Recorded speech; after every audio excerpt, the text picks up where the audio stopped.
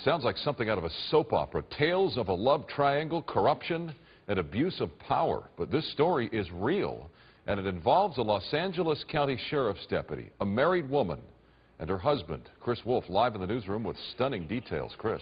Yeah, it is stunning, Micah. He was sworn to uphold the law, but now faces accusations that he broke it, all because of a woman. And the smoking gun in this case comes in the form of some revealing postings on Facebook. Words cannot describe my pain. Alberto Gutierrez claims his former wife, Mayela, was having an affair with a Los Angeles County Sheriff's detective named Philip Solano, and that the two plotted against him for the last couple of years. Today, Gutierrez, along with his attorneys, outlined a federal lawsuit against the LA County Sheriff's Department and the detective, claiming civil rights violations.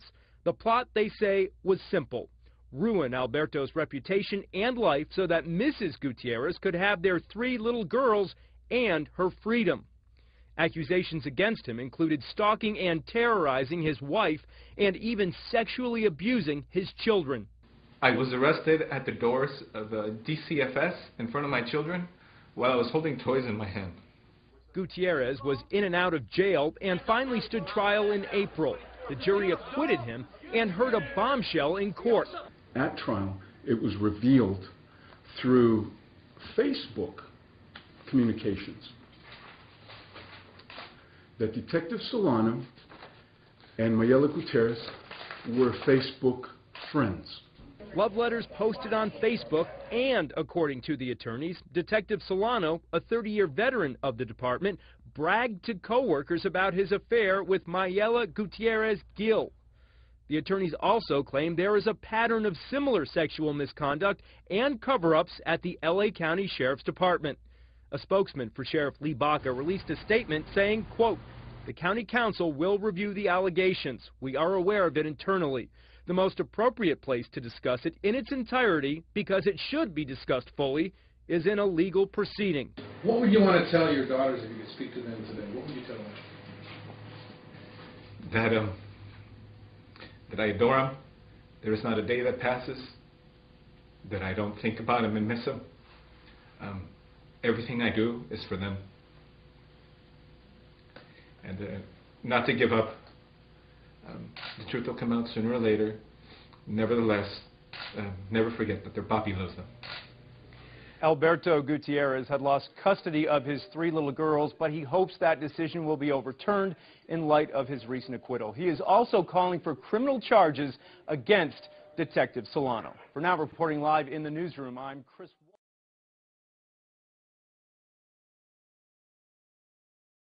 I'm on the line with Alberto Gutierrez.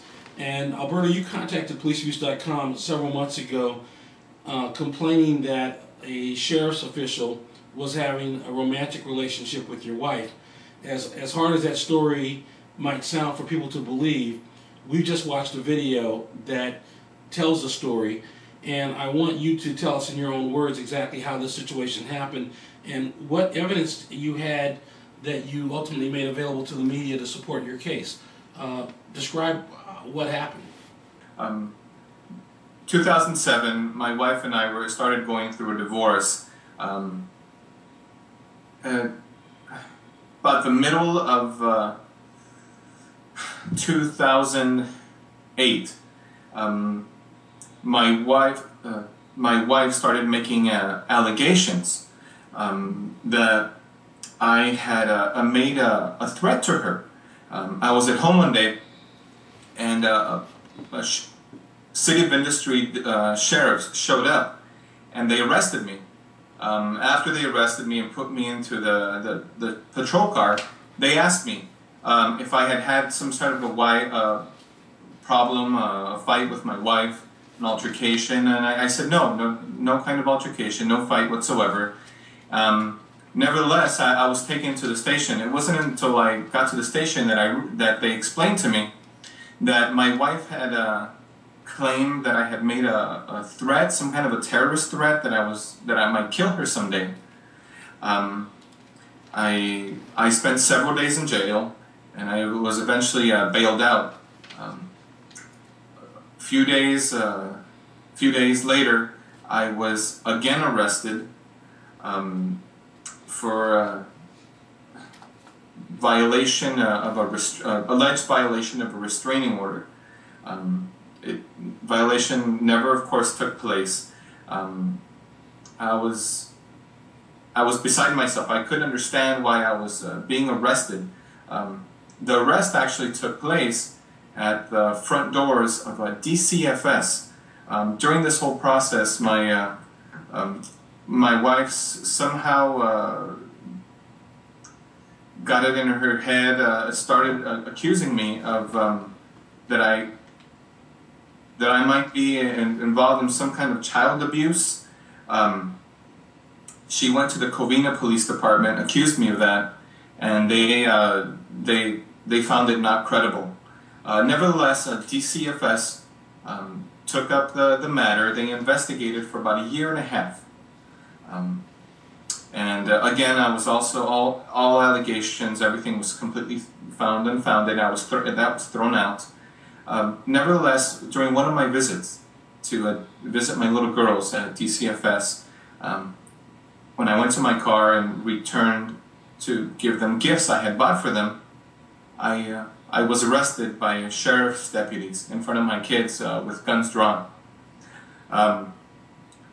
My kids became very emotional. I heard them say, "Don't kill my papi."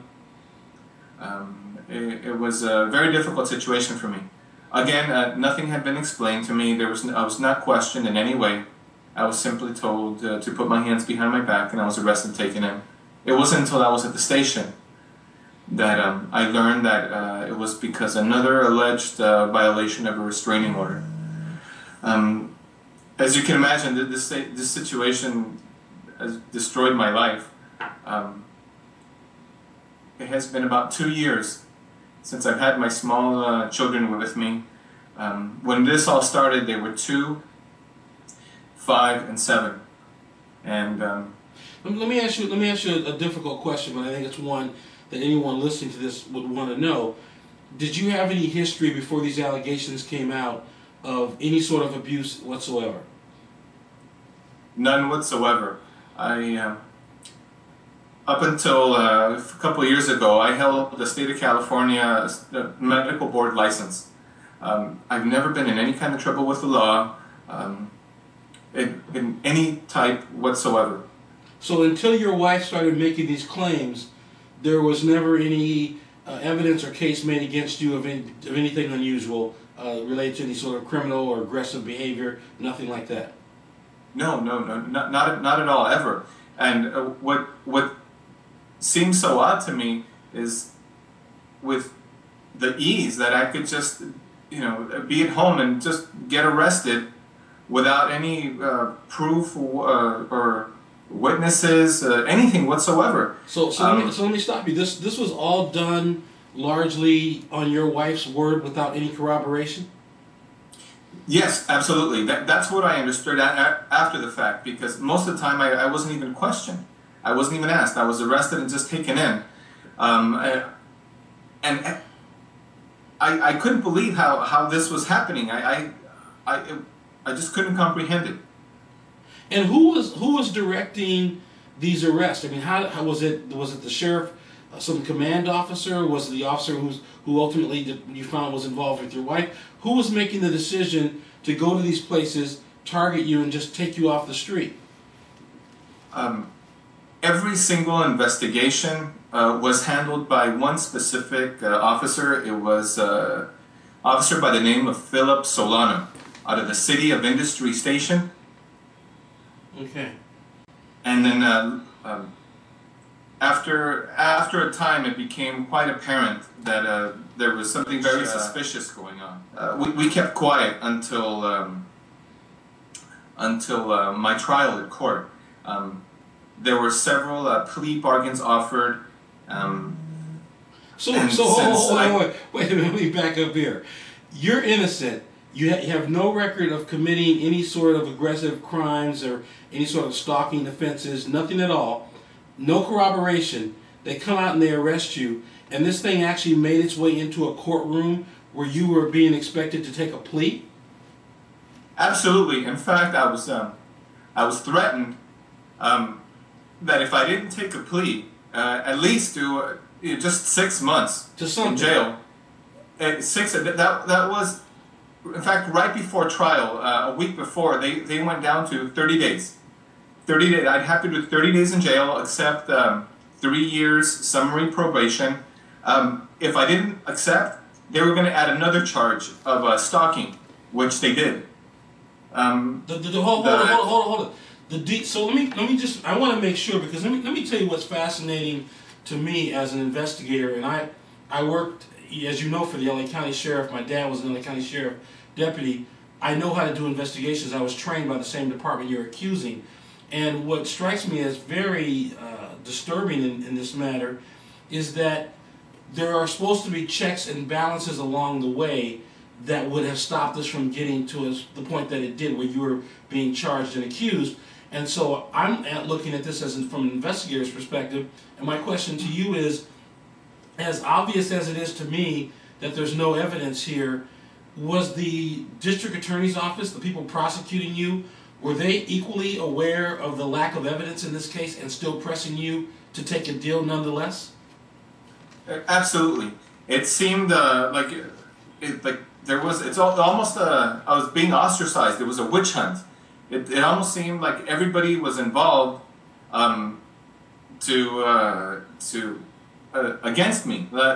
In their minds, they were convinced. It got so bad that it got to the point where during the hearings at Department of Child and Family Services, I was accused of being in denial. I was sent to therapy. I was sent to domestic violence classes because I was denying that any of this had ever occurred. In one of the trials, I was approached by the defense attorney, and I was informed that the detective in charge of all this criminal matter had called in, had spoken with Children's Counsel, had spoken with Mother's Counsel, and was going to come in for the trial. And if that would happen, he was going to make sure that I lost paternity rights to my 3 little girls. At that point, I was up against the wall. I didn't know what to do. So I agreed to attend these domestic violence classes. It was... Knowing you were innocent. At that point, I was angry. At that point, if this could happen to me, there was no doubt in my mind that this can happen to any innocent father. I went along with it. I just went along with it, and it wasn't until my attorneys at DCFS was changed, I continued to plead my innocence. A new judge took over our matter, and she eventually got to the bottom of this and threw this all out. It was completely thrown out. But what was the judge's name who actually finally did the right thing? I'd like to hear that name, if you know it. And if you don't, I'll get it from you later. No, I don't have it. I can look it up in my records and provide it to you. Now, she basically looked at this thing closely and saw that there was no evidence and then threw it out. That's correct. But up until this point, you had been charged with all these offenses, all this pressure on you to make you accept a plea under threat of going to jail and losing complete parental rights. That's correct. That's correct. After the whole hearing at DCFS got thrown out, hey, take your time, man. After everything got thrown out, it gave me some hope to continue to fight it, because for a while I actually considered maybe doing 6 months in jail and taking the 3 years probation just so I can get this past me and start seeing my little girls again. I did consider it. The public defender suggested that was an option. At that point, my family pulled resources together, and they helped me hire a private counsel, Andrew Flyer, and he was just completely disgusted with the way this whole matter had evolved, and with some of the proof that we had with my ex-wife's involvement with Philip Solano, some of it just being completely blatant. One of the proof that I can talk about right now is they were friends on Facebook. He was even writing to her about how much he missed her.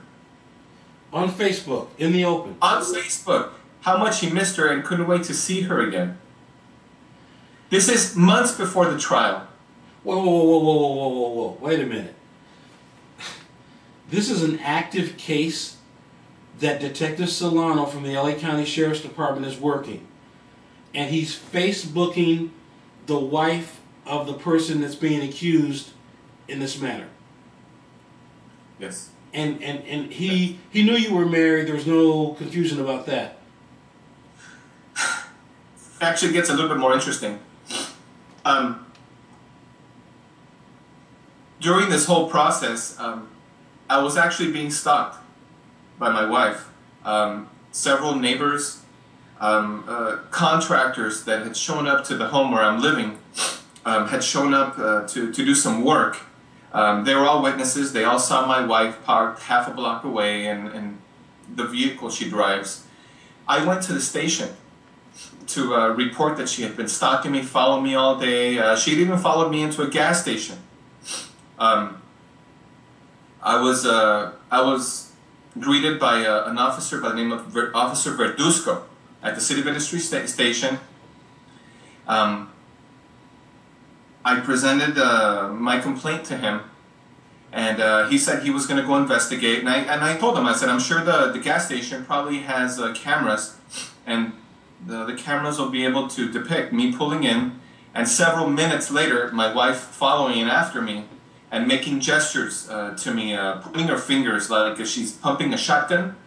And I'm sure it's caught on video. He went to the gas station. He saw the video footage, and he called me back on my cell phone and told me, you know what, I saw the footage. You're walking through the parking lot when I see her coming in, making gestures to you. I have more information, I have more proof than I need to arrest her. I gave him the address of where she lives. He went to the house, and he interviewed her. He called me back about an hour to 2 hours later, after visiting and interviewing her, and he's shouting at me, telling me that he just got to the bottom of everything, and he had just gotten off the phone with Detective Solano. And Solano explained to him that I was the big troublemaker, that I was the one bothering this poor innocent woman, that if I knew what was good for me, I had better leave this alone, because he was going to make sure this turned out really ugly for me. Hold it. So he threatened me in his intent to dissuade me from filing a complaint, a police report, to make this really ugly for me. So Verduzco took up the mantle and was advocating on behalf of Solano's position that you were the troublemaker. That's correct. And was he threatening you that you better not go through with this? Absolutely. He said he was going to make sure that this turned really ugly for me, and I was going to regret it. Is Verduzco being investigated along with Solano, or just Solano, if you know? No, I believe Verduzco is definitely involved, being investigated. Okay. Well, we want to make sure. I don't want to guess. So we're going to put in a complaint on Verduzco. I'd like for you to discuss the matter with your attorney, make sure he's comfortable with it. Even if, just as an organization, I'm telling you, we want to write a letter on your behalf on that matter, because if this officer changed the course of an investigation on the word of a fellow officer who did not look at the evidence, did not know your side of the story, there's a real problem here.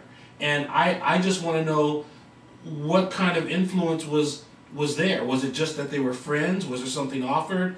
I mean, what did your wife tell Verduzco? Do you think that she actually stopped him got on the phone with Solano, and then the two of them got together, and then they came back to you to tell you to drop it? Absolutely. That's what happened. He explained to me that that's exactly what happened. Because obviously during his interview of my ex-wife, Mayela Gutierrez, they got on the phone with Solano, and he said, I was just on the phone with Solano for over half an hour, and he explained to me everything you've been doing to this poor woman. And it was we were beside myself. I spoke with the contractors. They were in shock that the police would just ignore this, sweep this under the rug, do nothing about it. My brother came from Los Angeles. I live in the city of Rosemead, and both of us went to the City of Industry station.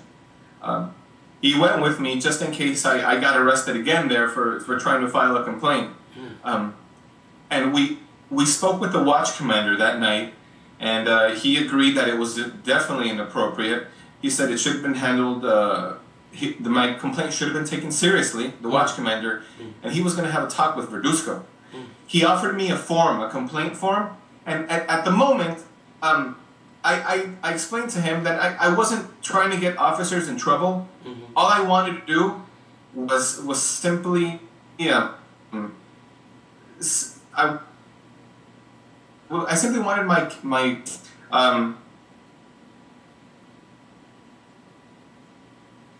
I think we lost you, my friend. You still there? Okay, we may have to reboot. Hello, can you hear me? Yes, I can hear you. Okay, we lost you for about 10 seconds.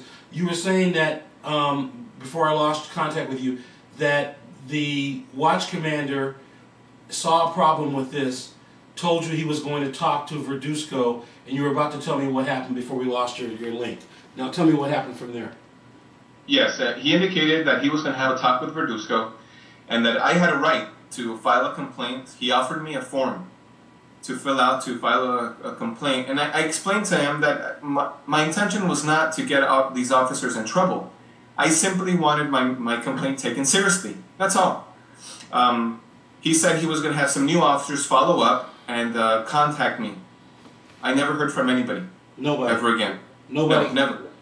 Nobody ever called me. I never spoke with anybody else again. The matter just disappeared.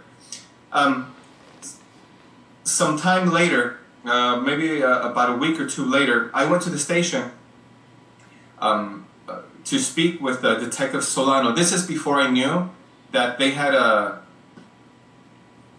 involved with each other. And I asked for Detective Solano. He came out, greeted me at the front desk, and I asked him, what am I to do when my wife is the one that's actually stalking me? She's the one that's making all this up. He said, there's nothing you can do. Call 911. And I said, I have these witnesses. They're willing to testify. Can I file a police report? She's had me arrested 2 or 3 different times. I have 4 charges against me. How can you just ignore it when I'm complaining? When she complains, I get arrested. He said, call 911 when this happens. And he turned around and walked away. And he never did anything with it? No, nothing ever happened. So has your wife, how many times have you been arrested based on her allegations, and how many times has she been detained, arrested, or taken into custody in some manner? She has never been arrested, detained. No charge has ever been brought up on her. Not even perjury, nothing. And this is even when, this even holds true when she went to Covina Police Department and complained of sexual misconduct on my behalf with my little girls. They immediately labeled the case as not credible, and they apologized for wasting my time. As far as I know, she hasn't even been charged with perjury. So West Covina Police Department was able to see through this fairly quickly, did not take any action, labeled her claims not credible, but LA County Sheriff's Department, under the direction of Solano, took this all the way to trial where you were being accused of stalking and criminal harassment and so on? Yes, he did. In fact, he even testified at the trial against me, as well as Officer Verduzco. They both testified against me. And they said that there was enough evidence to pursue a case against you. Oh yes. The interesting thing is the case took a complete U-turn when I brought in evidence from Facebook showing that the two were involved, friends with each other. The jury just saw right through this. All the witnesses their testimony was contradictory, completely false. They were stepping all over each other. There was moments of laughter, disgust. The judge shaking her head all throughout the case. I was immediately found not guilty of all the charges brought up against me by Officer Solano.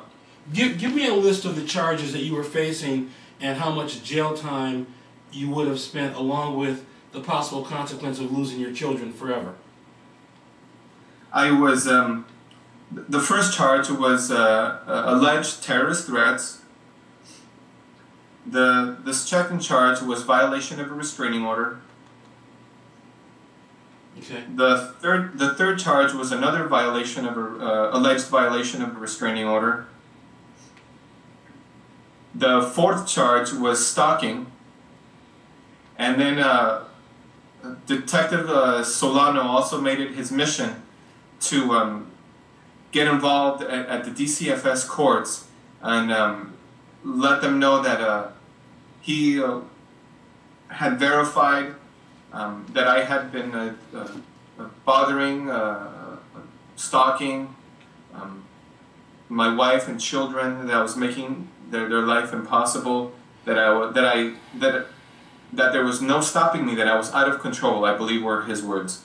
And DCFS took his word without any corroboration and basically took your children away.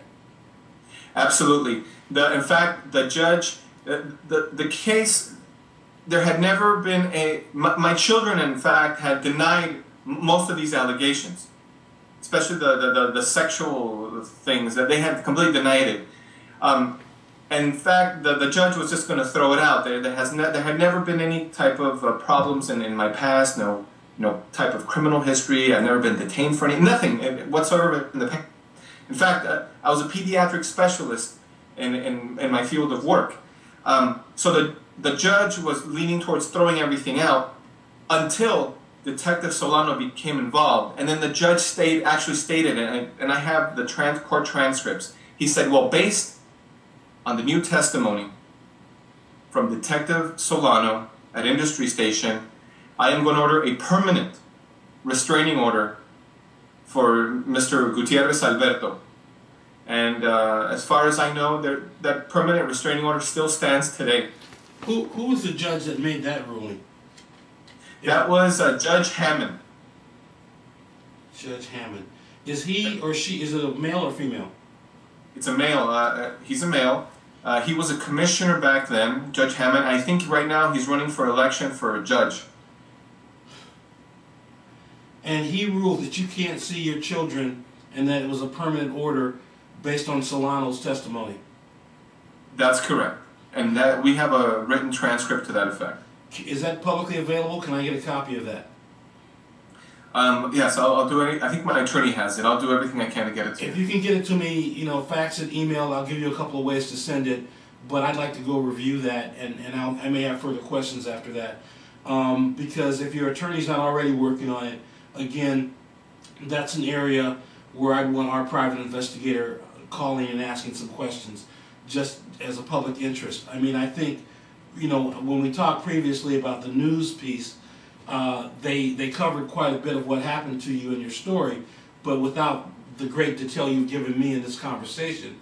And I think, frankly, any reasonable person listening to you can both feel the pain that you're under and the stress that you're under over this is got to be enormous.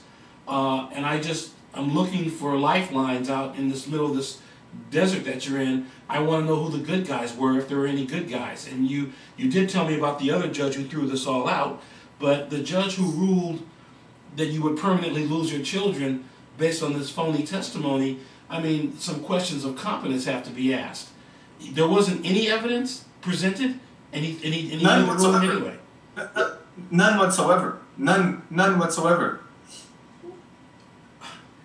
It's just amazing. It was. Go ahead. My experience at DCFS was that of shock and horror. I was I was pretty much coerced into accepting domestic violence classes for 6 months to a year. If I didn't accept, having a volatile relationship with my wife, something that wasn't true, in any way, shape, or form. Let me just interrupt you for a moment, because I think this is important for many of the people who visit our website. I want them to really appreciate this. You have a stellar career. You're a well-educated man.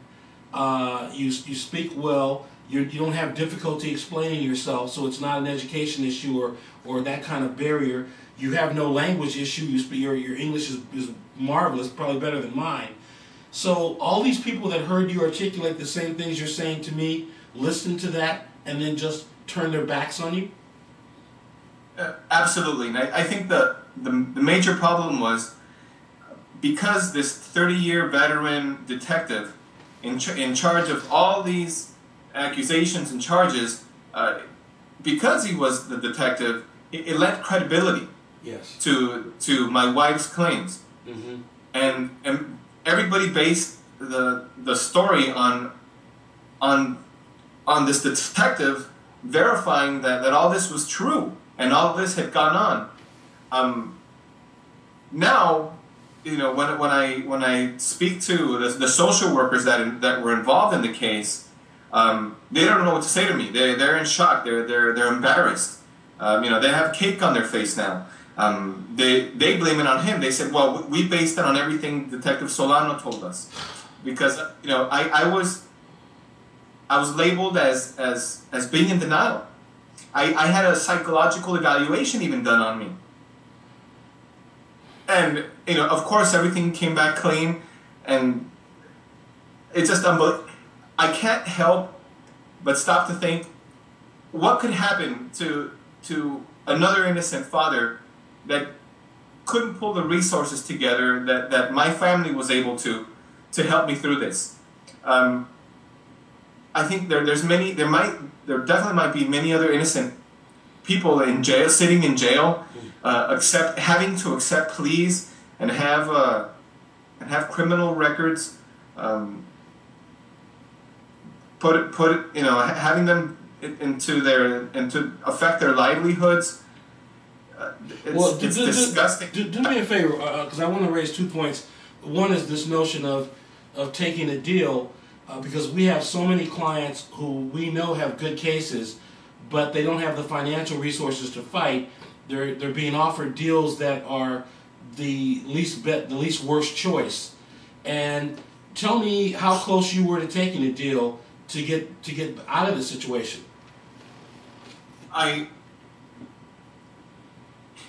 It was all one big web of hurt, pain, lies, all wrapped together, and I'd go to sleep sometimes crying.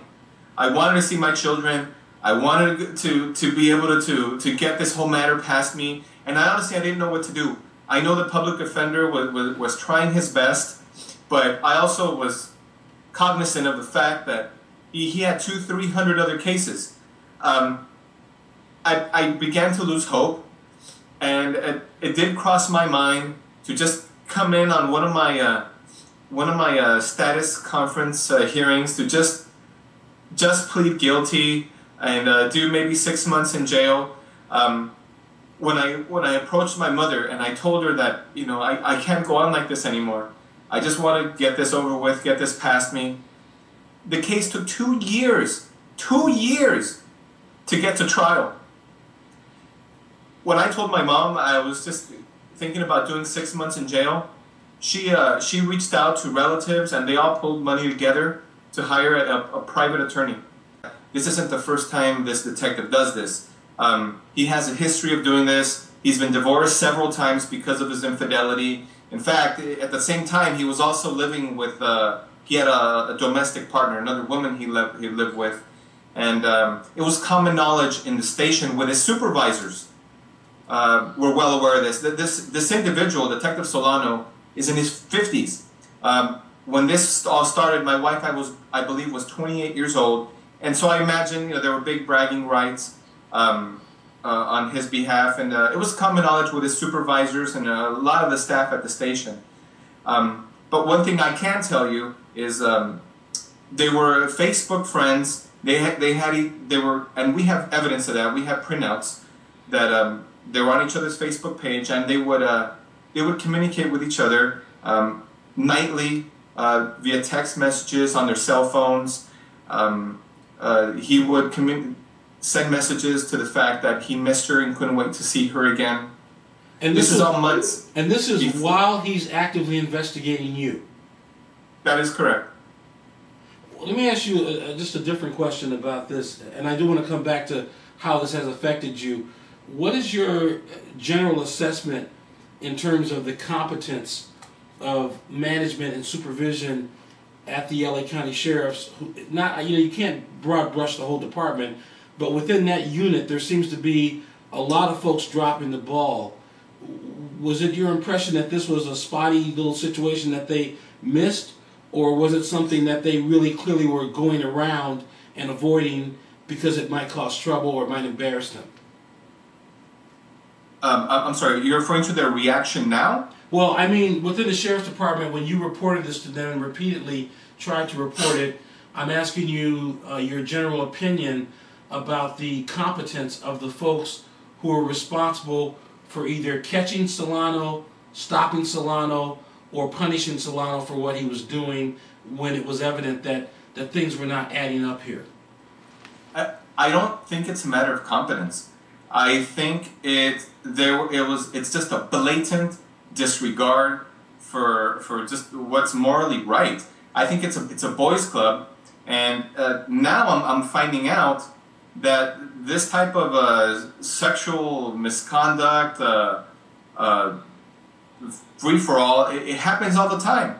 In fact, the City of Industry Station has quite a reputation under the direction of Captain Michael Klaus for misconduct just being rampant, nonstop. And rather than punish these officers, it's almost that they have it's almost policy to try and clear them of any type of wrongdoing, minimize their misconduct, and almost exonerating them, and in the end putting a spin on them to almost make them look like a hero. It almost seems as policy. I don't think it's a matter of competence. I think they're all in on it. Okay, I will obviously have more questions as this case continues, and we are going to continue to provide help and support where we can. If there's anything that we can do for you with your case in terms of investigative work, I've gotten it approved to do pro bono work on this case, so we're going to throw the full weight of policeabuse.com in behind you. Your case will be the lead story on our website for the next 2 months, and we're going to do everything we can to expose every party involved in this who dropped the ball and didn't do their job. And that doesn't just mean police officers. I think some of the folks at DCSF have some questions to answer as well. And I want to thank you, man. I mean, I'm sitting here with you right now, and I remember our first conversation. I told my wife about you when we talked the first time, because I'd taken thousands of complaints, and there was a ring in your voice that really, it struck me. I mean, I could feel the pain because you talked about your children then. And I actually, surprising to me, you seem to come out of this much better than most folks, because where we left off in the conversation, it was pretty dire. You were short on funds. You had a lot of things coming down on you. It seemed the whole world was collapsing in on you, and you came out the other side, and it's somewhat of a miracle. And I think other people can perhaps learn from hearing your story. But I want to tell you, I appreciate your inner strength. I think your family has got to be some really remarkable people. And God dang it, man, everybody should be so fortunate to have a family like that behind them. I really mean that. I appreciate all your support and your kind help. Okay. I hope that my matter coming to light gives hope and strength to other people that are really innocent, and especially fathers. I want this to send a message to not give up, to hang in there. Their children need their mothers and their fathers. The people that really suffer in silence here are the children, being brainwashed and hurt emotionally, psychologically, being scarred for life. I would never want any other father to go through what I've been to. Let me ask one final question. If your children or someone who is in communication with your children sees this video, what would you want them to know? What do you want to say to your kids? I want them to know that not a minute of every day that goes by